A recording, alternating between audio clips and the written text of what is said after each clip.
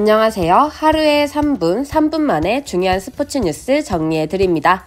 댓글에 있는 스포츠 정보방에 오시면 바로바로 새로운 정보 반영해서 프리뷰, 구매율, 라인업이 업데이트되니 간편하게 챙기고 배팅하시는 걸 추천드립니다.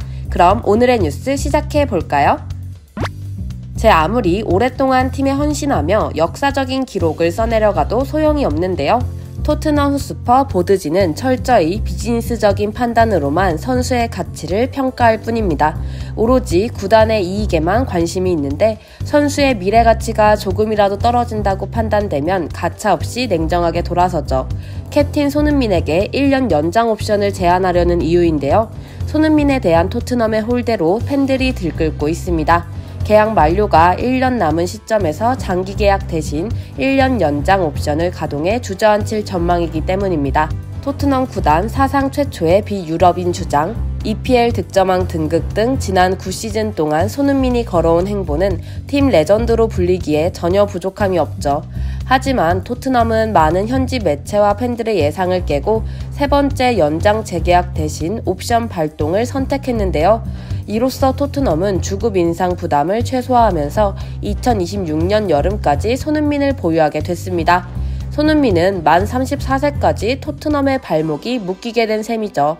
지난 여름 사우디아라비아의 러브콜을 뿌리치고 토트넘에 대한 충성심을 보여준 손흥민에 대한 예의가 아니라는 지적이 쏟아지는 이유입니다. 토트넘이 이렇듯 비정한 결정을 한 이유는 철저히 비즈니스적인 판단 때문으로 보이는데요.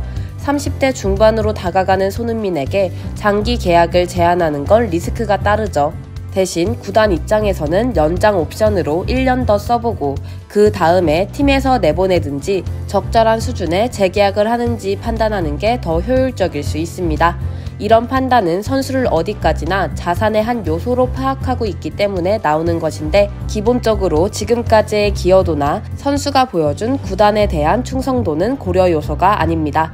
어디까지나 스탯과 에이징 커브에 대한 리스크만 계산한 것인데 이 과정에 리스펙트 같은 가치는 개입될 수 없습니다.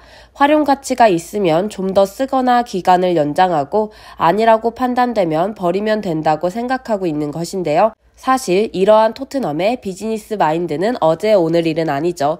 구단의 행보는 일관성이 있었는데 아무리 명성이 높은 프랜차이즈 스타라도 30세가 넘어서면 장기 계약 대신 단기 계약을 연장하는 식의 대우를 해왔기 때문입니다. 이렇게 단물만 빼먹는 행보 때문에 토트넘에는 레전드라 불릴 만한 선수가 하나도 남지 않게 됐는데 카일 워커, 위고 요리스, 그리고 결정적으로 해리 케인 등이 토트넘과 등을 돌린 이유 중 하나죠. 여러분은 토트넘의 결정이 옳다고 생각하시나요?